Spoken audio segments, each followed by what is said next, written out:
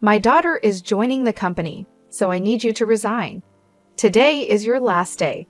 Those were the unexpected words I heard from the president on the morning of the 15th. I was completely taken aback, unable to find the words to respond. The 15th was the day we usually paid our suppliers, and while some payments were done through bank transfers for our long-term suppliers, I'd also made direct payments and personally visited some of them as a courtesy. "You look like you can leave right away. I'll give you the day off, just for you, so you should leave quickly," the president added. He practically pushed me out of the office, and the door closed with a sharp snap right in front of me. I stood there in shock, not knowing where to begin or how to argue my case. My name is Julie. I joined this family-owned paving company straight out of high school and have worked here as a clerical worker for 11 years until just now. The company had around 35 employees, and when the current chairman was still the president, the workplace atmosphere was wonderful. It was a comfortable place to work. The chairman, now retired, used to closely collaborate with the younger employees, and his wife, Olivia, would come in daily to assist with various tasks until he was hospitalized. Their daughter, Maria, was skilled in both fieldwork and office tasks, and her husband was the site manager, respected and trusted by all the on-site employees. Even though they were the founding family, they never acted superior or looked down on us employees. It would have been wonderful if this enjoyable and smooth-running company life had continued, but reality had other plans. Unfortunately, at the end of last year, the chairman was diagnosed with cancer during the company's group medical examination. Due to his health condition, he decided to retire as president and appointed Maria's husband, the site manager, as the next president. Both the employees and I fully supported this decision. We all agreed that the chairman should focus on his treatment, and we wished him a long and healthy life. However, things took an unexpected turn when the chairman's eldest son, Adam, suddenly showed up with his family. I had no idea where he had heard the news, but it turns out the chairman had another child besides Maria. This other child was Adam, who had been disowned about 27 years ago, and I had never known anything about it. According to the senior employees, Adam had been quite a troublemaker in his youth. He frequently got into trouble with the police, and every time something happened, the chairman and his wife, Olivia, would have to go and apologize for his behavior. After dropping out of high school, Adam got involved in multi-level marketing schemes and fraudulent activities, which eventually led the chairman to make the difficult decision to disown him. Despite being estranged from the family for a long time, Adam suddenly reappeared one day, pleading with his father, "Dad, I've realized my mistakes. Please forgive me." I was stunned to witness this unfold in our small company, where the president's office and the clerical room were essentially the same space. Adam expressed a strong desire to reconcile with his father and to work in the company, but given his troubled past, it was hard for anyone to believe in his sincerity. The chairman, deeply moved by Adam's plea, apologized to everyone in the company and asked, "I know about Adam's past, but I ask you to give him another chance." Maria and the senior employees, who were well aware of Adam's history of trouble, couldn't fully embrace the idea, but they also couldn't turn down the chairman's heartfelt request. So Adam and his family moved into the annex of the chairman's house. Adam became an employee of the company, and his wife took on household duties. I only saw their daughter once when she visited the company. She seemed to be a college student. The chairman truly believed that Adam had changed for the better after facing many hardships in life. Olivia was overjoyed to have her son back and often talked about how they would rebuild the company together as a family. However, problems soon began to surface. Adam insisted, "I'm the eldest son, so I should be the next president," which created tension between him, Maria, and the site manager. Although Adam tried to appear hardworking in front of the chairman, the truth was that he did very little. He frequently made demeaning remarks like, "Physical labor is for the workers," and "You're all just worker ants. Work silently." Naturally, his attitude made him very unpopular among the employees. Some of the younger workers even went directly to the chairman, saying, "I can't work under these conditions." Despite this, both the chairman and Olivia pleaded with everyone, saying, "We will talk to Adam about this. Please try to see the bigger picture." Unfortunately, due to stress or other reasons, the chairman's cancer suddenly worsened, and he was hospitalized 5 months ago. During this time, Adam made a bold declaration. "I am the president," Adam declared, despite many employees advising the chairman and Olivia to stick with their original plan of appointing the site manager as president. However, in the end, they chose Adam, their biological son, over their daughter's husband. This decision stirred up quite a bit of grumbling among the employees, who felt the chairman and Olivia were either blinded by parental love or losing their sharp judgment as they aged. The once harmonious atmosphere of the company became tense and uncomfortable. Tensions were high, and it was clear that the decision had caused a rift. Maria and the site manager, her husband, began working behind the scenes to keep the company running smoothly. This left me handling all the administrative tasks alone, a job that was once shared among Olivia, Maria, and me. Now, I often found myself working overtime, sometimes leaving so late that the date had already changed by the time I got home. Meanwhile, Adam seemed to have no interest in the responsibilities of running the company. He treated administrative duties as if they were effortless, spending his days at hostess bars, betting on horses, or gambling. My relationship with Adam, the new president, took a serious downturn over an issue with expenses. Adam had been using the company's credit card for personal dining and entertainment, and while I had overlooked it to some extent, this time the expense crossed a line. With apprehension, I handed the receipt back to him. "I can't approve this expense," I told him. "What? Why not?" he demanded. "This is for your wife's corrective underwear. It's not related to business, so it can't be expensed," I explained, trying to remain calm. Adam's face flushed with anger. "Don't challenge me. She's the president's wife. It's natural for her to dress well. This is a valid expense," he insisted. "No, that's not how it works. Your wife's underwear can't be considered a business expense," I stammered, struggling to comprehend how the president could justify a $7,000 expense for his wife's corrective underwear. His next suggestion left me even more bewildered. "Then let's turn selling corrective underwear into our new business venture. We'll categorize it as inventory, so it counts as an expense," Adam said, seeming pleased with his idea. I was at a loss for words. "We're a paving company," I managed to say, trying to make him see reason. "So what? We can threaten clients that if they don't buy from us, we'll cancel their contracts. Everyone will buy It's easy money. $31,000 for $7,000 worth of product." Adam chuckled loudly, but I felt horrified. "That's absolutely unacceptable. It will damage our credibility," I snapped at him in anger. From that moment on, I became the target of the president's disdain. Day after day, I endured constant berating from him. The situation became so difficult that I wasn't sure how much longer I could handle it. I thought about quitting many times, but I kept going. My loyalty to the chairman, who had always supported me, and my concern for the team, who would struggle if I left, were strong reasons to stay. The truth was, I couldn't afford to lose my job suddenly either. So I decided to tough it out until the right moment came for me to move on. But then, out of nowhere, I was fired. If I quit abruptly now, it will cause problems for our clients, I thought to myself. Taking a deep breath, I gathered all my courage and confronted the president. "I can't do this. I can't just leave without proper notice and a handover. Even your daughter wouldn't be able to handle the workload right away.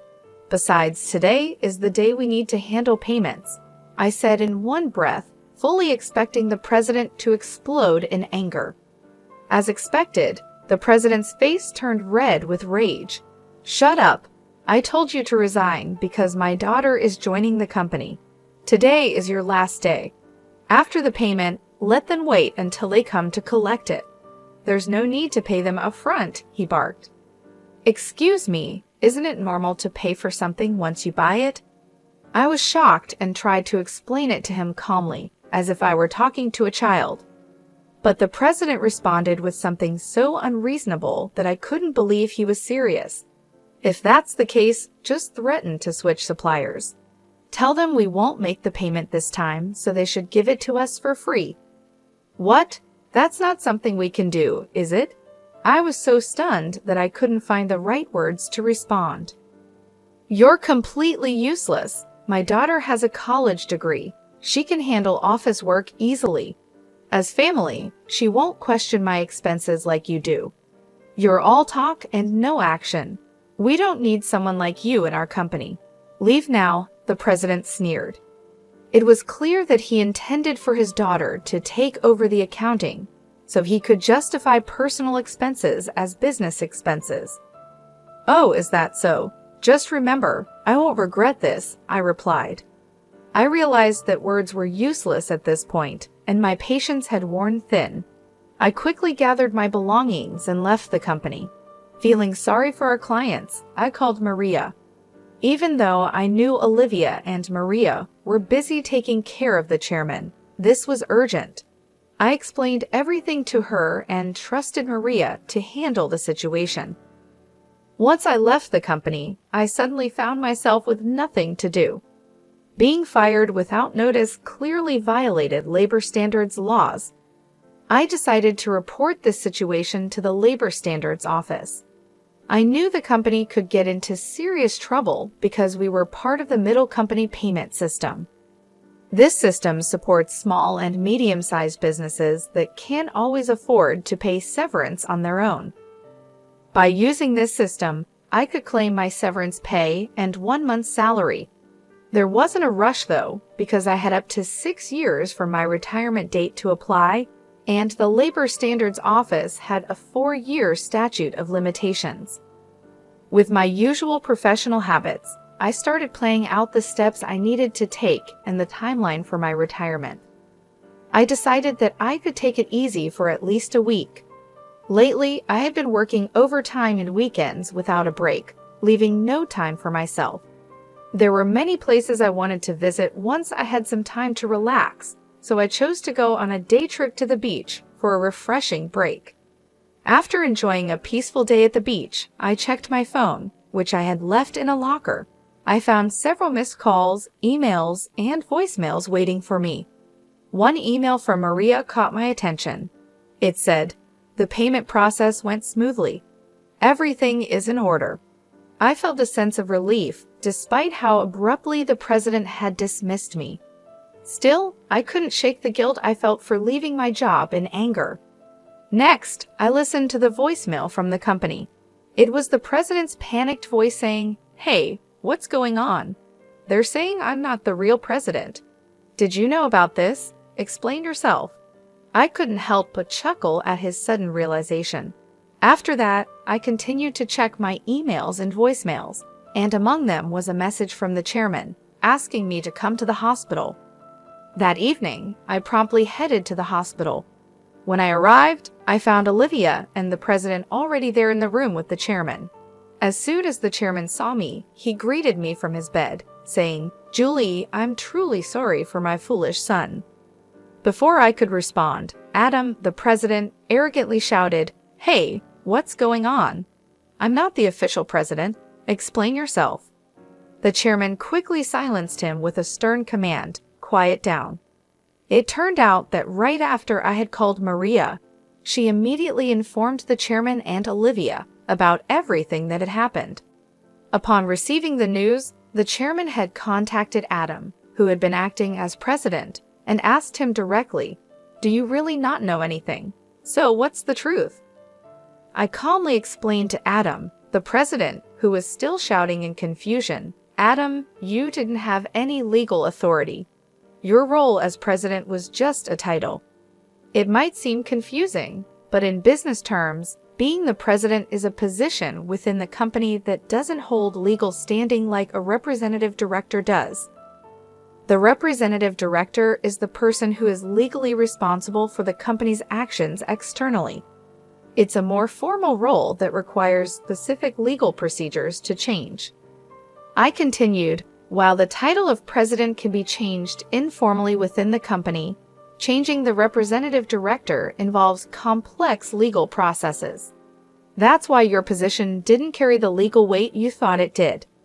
5 months ago, when Adam was appointed as president, there was strong opposition from Maria, the site manager, and some veteran employees. That's when I proposed a strategy.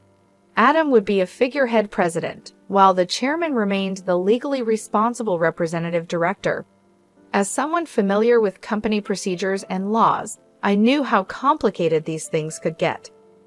Under my plan, if Adam showed genuine dedication and won over the employees, we would then start the legal process to formalize his presidency.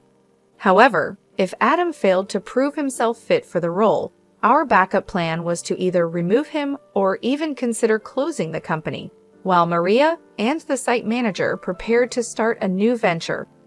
Maria doubted Adam's ability to change, but the chairman and Olivia continued to believe in him until he unfairly dismissed me. That seemed to wake them up to his shortcomings. If you want to be a leader, you need to learn to take care of your employees. I've told you this many times, the chairman emphasized. Adam retorted, "It's not a big deal, right? Can't we just handle the procedures now?" "No, it's not possible," the chairman explained. "Our company offers stocks to employees who want them, and many of them own shares. Julie owns 20%, making her a major shareholder. We can't ignore her views, and other shareholders won't support you either." As the reality of the situation started to sink in, Adam's face paled. "What? I don't have any shares." "None?" he stammered. "I plan to pass on my shares to you once you proved yourself as president. But I'm deeply disappointed in you. Were you only interested in my wealth, thinking I didn't have much time left?" the chairman said, slumping in despair. Olivia remained silent, visibly upset. Defiantly, Adam responded, "Well, I'm the eldest son. What's wrong with taking what's rightfully mine? The company belongs to me." "I can't forgive you anymore," I said firmly. The chairman bears full responsibility as the representative director of this company. Moreover, as a shareholder, I have the right to call for a shareholders' meeting and propose your removal. I made my stance clear. The president's face drained of color as he realized the seriousness of the situation. "You mean I could be fired?" he stammered. "Adam, you were just a clerk," I replied. "Julie is right. At this point, no one will support you," Olivia interjected, her voice full of concern. She then turned to me, "Julie, I owe you a sincere apology. I regret the trouble caused because of my love for my son. Please tell me what you'd like to do." I confronted the president directly. "Mr. President, I no longer wish to work under your leadership, so I am resigning immediately. However, I expect to receive my severance pay along with 1 month's salary, including unpaid overtime and holiday pay. As a shareholder, I will also take action through the Labor Standards Office to remove anyone who is harmful to the company." As I spoke calmly, I noticed the president's complexion shift from pale to completely white. I continued, informing them that Maria had been actively visiting clients and successfully promoting our new company. Many clients had already decided to switch from our current company to the new one, and most of our employees were planning to follow suit. "That's impossible. I'll sue you," the president threatened, his voice cracking with desperation. But before he could say anything more, the chairman intervened firmly, cutting him off. "I am the representative director. You have no such authority," the chairman declared firmly. The president collapsed to his knees, and I felt a mix of emotions: regret, disappointment, and a strange sense of closure. "Mr. President, it's unfortunate that things had to end this way. If you had changed your approach when you returned, things might have turned out differently. There were plenty of opportunities for understanding if you had made an effort to learn and adapt, I said, trying to convey the missed chances. Ultimately, it was the president who squandered those opportunities, a classic case of reaping what you sow. In the aftermath, the chairman made the difficult decision to shut down the company, leaving Adam unemployed. The president's wife tried to sell the corrective underwear, but her efforts didn't succeed. They faced legal issues due to their aggressive sales tactics and were eventually arrested for their involvement in a pyramid scheme. When Maria returned to her parents' home, she found boxes of unsold underwear left behind. As for their daughter, she found employment elsewhere, although I'm not sure where exactly. As for me, I'm now happily working at the new company started by Maria and the site manager. I cherish the relationships I've built with others and strive to live authentically each day. Life has moved on, and so have I, with a renewed sense of purpose and fulfillment.